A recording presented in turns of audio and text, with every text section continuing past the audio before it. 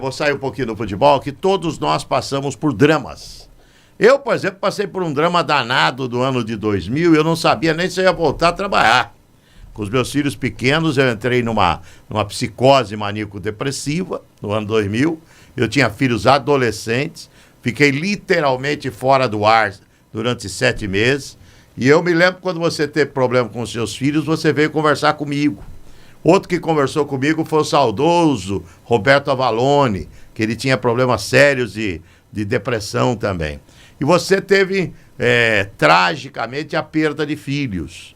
Eu não sei se você quer falar sobre isso, mas eu gostaria que falasse, porque isso é uma prestação de serviço para muita gente. O que ocorreu, Chico, com os seus filhos? Você teve perda desses filhos e foi algo que trouxe um drama muito grande para a sua vida, né, Chico? Foi sim. Eu mesmo encontrei com você lá perto da PAN, a gente conversou a respeito, que todo mundo sabe, quem não sabe, eu acho que o Nilson esconde, né? O Nilson tem uma espiritualidade muito grande, e eu conversei bastante com o Nilson. Mas o que aconteceu foi que eu perdi 2 filhos em 3 meses, né? O Paulo, ele tinha 23 anos, né? Ia fazer 24. Ele se suicidou no dia 9 e ia fazer 24 no dia 16 de dezembro. E o Pedro passou um tempo depois, acabou também tendo um problema de câncer na língua por causa do uso de crack, né? E fez uma operação. Nossa, o Instituto de Câncer aqui é fabuloso, né? Quase que salvaram ele, mas ele não aguentou. E aí, depois aguentou por 6 meses lá, 6, 7 meses, e acabou falecendo também. Então, foi um drama completo, né? Porque, se você falar para mim, qual das 2 mortes te chocou mais? Eu vou dizer que foi a do Paulo, porque o Paulo se suicidou, né? E isso, para mim, foi, assim, uma coisa dramática. O próprio suicídio dele foi meio dramático, né? Não morreu na hora, né? Morreu depois. E a minha filha Sofia, que está vendo aí, hoje ela faz medicina veterinária, está mais acostumada com a morte, né? Porque os bichinhos toda hora morrem, né? E ela sofreu muito, porque ela tinha 16 anos. Ela viu o irmão morrer, eu vi também. Todo atendimento médico possível foi dado para ele na hora lá. O SAMU chegou com 3 ambulâncias lá. Negócio fantástico. Mas só que, infelizmente, não deu para salvá-lo, né? Ele acabou morrendo nos nossos olhos ali. Então foi uma coisa muito chocante, porque o Pedro, eu tive tempo de elaborar. Quando você tem tempo de elaborar, é outra coisa. Você vai no hospital, o médico chama você, olha, o caso é grave, ele está assim, ele está assado, as chances dele de 90, de 0 a 100 são 10%, a doença dele é grave, sabe? Você vai acostumando, você vai aceitando, devagarinho você vai elaborando, você vai falando, poxa, meu filho está sofrendo muito, né? Não merece sofrer desse jeito. E ele ficou, antes de morrer, o Pedro ficou 1 semana de coma. Quer dizer, ele nem viu que morreu, nem percebeu que morreu, né? Então, na verdade, o sofrimento não foi tanto. Mas do Paulo foi, né? Para nós. Paulo, acho que nem lembro o que fez, né? Se ele tivesse vivo, nem lembraria, apagaria isso da cabeça dele. Mas para nós foi um sofrimento. Quem sofre é quem fica, né? Quem vai, não. Quem vai para algum lugar. Agora, a gente que fica aqui sofre muito. E eu, na época, eu dei uma de valente, né? Não, porque deixa comigo, eu sou a pedra, eu sou uma rocha, e aí foi que eu quebrei a cara, né? Porque ninguém é rocha. Não tem nada de mais você aceitar que você é fraco, que você é um ser humano. Eu não sou psicopata, né? Então, quer dizer, que é evidente que eu tinha que sofrer, né, na morte dos meus 2 filhos. Então, o meu quadro foi evoluindo para uma psicose, para uma esquizofrenia temporária. E aí eu tive que ser internado. E eu fui internado durante 15 dias, né? Lá no Hospital Santa Mônica, em Itapecerica da Serra. Aliás, um hospital maravilhoso, né?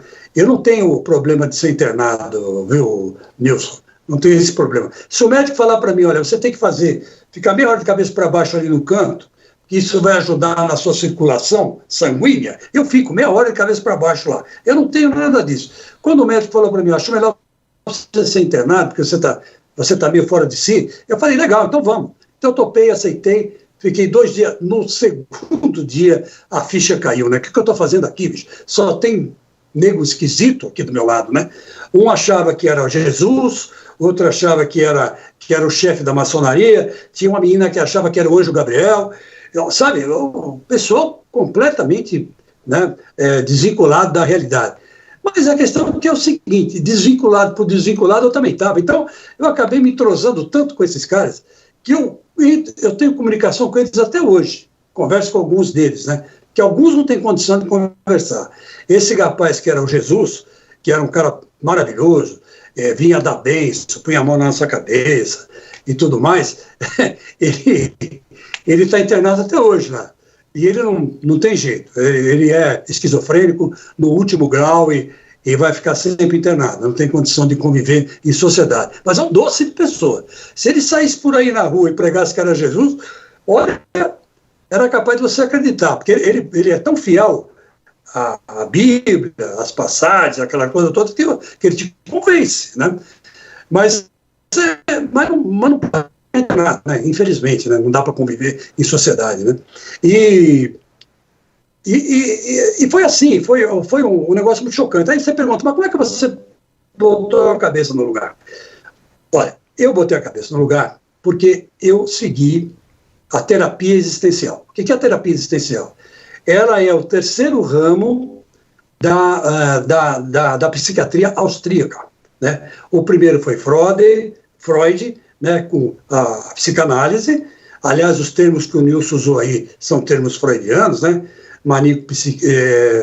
Psicótico, maníaco depressivo era um termo que o Freud usa muito, né? Quem leu Freud sabe. E tinha o Adler, né? O Adler, ele não é muito conhecido, mas ele criou aquele negócio de complexo de superioridade, complexo de inferioridade. Ele que criou isso aí e foi o segundo grande representante da escola vienense. E o terceiro foi Viktor Frankl, o qual eu li. Ele tem um livro chamado Busca de Sentido, onde ele explica exatamente que quando você sofre uma perda e você acha que a vida acabou, é aí que você tem que questionar o que a vida pode te dar e o que você tem que esperar da vida. Da vida, você não, mesmo você sofrendo uma grande perda, você tem que tomar isso como uma lição e entender melhor o que você passou e como você vai, a partir daí, crescer como pessoa. Quer dizer, é uma coisa fantástica, né? Ele aprende, ele ensina você a lidar com a dor, né? A dor da morte, né? Com a culpa, né? E como é que você vai, sabendo lidar com a morte e com a culpa, entender o que está acontecendo com você. Esse Viktor Frankl tem uma passagem fabulosa, maravilhosa, que ele ficou 3 anos, ele é um médico, né? Era médico formado, né, pela escola de Viena, e era um psiquiatra. E ele ficou 3 anos num campo de concentração. E ali ele teve a oportunidade de ver que muitos se suicidavam, não aguentavam o tranco do campo de concentração. E ele aprendeu ali, na pele, como é que você tem que se virar numa situação ruim, né, que levava você a um drama, né, de querer achar melhor morrer do que viver. Então, ele experimentou a teoria dele na pele, né? Então, o Viktor Frankl esteve aqui no Brasil, ele faleceu, vai fazer aí uns 3, 4 anos, mas tem uma obra espetacular. Esse livro dele, Busca de Sentido, é uma coisa sensacional, muito bom. Ele não é contra a religião, viu, Nilson? Não é contra a religião, ele não é contra crenças populares, pensamentos automáticos, né? como se fala hoje na psicologia, ele não é contra nada disso. Ele fala que tudo isso é perfeitamente viável. E isso está na dimensão noética do homem. O que é a dimensão noética do homem? É o homem em relação ao infinito. Né? O homem tem essa relação com o infinito. E não entende bem essa relação com o infinito. E quando vem a morte, aí que a coisa vai para o recos parta mesmo. Né? Não tem como, porque desaba todo aquele mundo judaico-cristão, né, que a gente é criado. Agora, quando a gente entende que isso aí é uma crença, né, os judeus e os cristãos, eles elaboraram uma filosofia religiosa, né, e seguem essa filosofia religiosa, você pode também fazer um outro tipo de filosofia, questionar essa filosofia, não deixar de ser religioso, mas questionar. Que uma coisa que o Victor Frankl fala, você não precisa perder a fé, mas você não pode perder seu senso crítico. Você tem que ter um senso crítico quanto a você mesmo. E isso aí é muito difícil de fazer, isso não é fácil. E eu sou eu não duvido que Deus exista, mas eu também acho que não vai afetar em nada, acho que, a vida da gente, se Deus existe ou não existe. Eu sou um agnóstico, né? Não sou ateu, porque a possibilidade de Deus existir é grande. Então, eu não posso negar isso. Mas eu tiro Deus do meu dia a dia. Eu acho que, com tudo que eu vivi, eu aprendi muita coisa. Então, eu sei o que é certo, eu sei o que é errado. Eu não ponho na conta de Deus os meus erros. Eu não justifico com Deus aquilo que eu errei, aquilo que eu falhei, aquilo que eu posso melhorar. Isso não tem nada a ver com Deus, isso é um problema meu. Como é o problema de cada um de nós. Viver bem e respeitar o outro, né? Isso é um princípio básico da convivência social. Isso não implica a existência de Deus, nada, não implica em nada. Você tem que ser bom como cidadão, você tem que ser justo como cidadão, você tem que botar na sua conta os erros que você faz socialmente, não na conta de Deus. Deus quis, não quis, não. É você que fez bobagem e entrou pelo cano. Então você tem que assumir esses seus defeitos e os seus erros. E foi isso que eu fiz. Eu assumi, né? E assumi tudo, né? Culpa, morte, né? A minha responsabilidade, enfim. E foi aí que eu me levantei, Deus, com a cara e com a coragem, né? E não pus na conta de Deus nada. Deus existe ou não existe, não sei. Mas não põe na conta de ninguém, sabe? O que eu passei, eu passei. Então, você não é culpado disso, o Flávio Prado não é culpado disso, o Fausto não é culpado disso, e o César também não. Eu não posso culpar vocês, de jeito nenhum. Eu tenho que assumir os meus problemas e resolver os meus problemas. E foi assim que eu superei essas duas perdas que foram consideráveis. Consideráveis. Quase cheguei à loucura desse período. Eu carrego uma diabetes, né, que eu tive uma diabetes por estresse, né? Antes uma diabetes que um câncer, que um problema de coração, e é isso. Hoje eu sou uma pessoa transparente, uma pessoa melhor que eu era, sem dúvida nenhuma. Depois da morte dos meus filhos, eu fiquei uma pessoa melhor, né? Respeito os outros, melhorei aqui em casa, melhorei no trabalho, melhorei em todo lugar que eu vou. Trato as pessoas de igual para igual, não tenho esse negócio de estar muito tempo na televisão, para mim isso é bobagem, né? Foi uma circunstância que me trouxe aqui, né? E assim, vou seguindo a vida e com certeza esperando a morte com dignidade. Pronto, aí, tá aí a visão do Chico, que é uma visão de um cara muito diferente, muito inteligente. Eu só não concordo com essa dúvida de Deus, porque eu acho que ele se faz presente em todos os instantes da vida da gente e ele te dá o livre-arbítrio, ele não tem culpa de nada. Deus não tem, isso eu concordo, não tem culpa de nada. Ele te dá o livre-arbítrio. As suas ações é que resultam nos fatos e acontecimentos da sua vida. Nós somos responsáveis pelos fatos, não é Deus, não. Deus não está nem aí com isso aí, não. Ele quer o melhor para você. Agora, ele te dá o livre-arbítrio. Aquela velha coisa do... Como é que é? Plante bem, colha bem.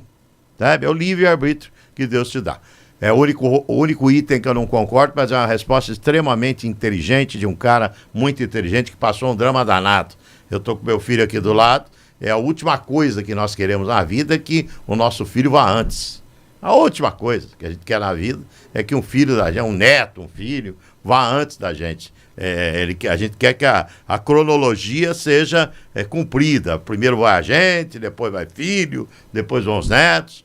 Mas foi duro. Não pensa que é fácil, não. Mas uma declaração muito importante dada pelo Chico Lang aqui, que eu tenho certeza que serviu para muita gente.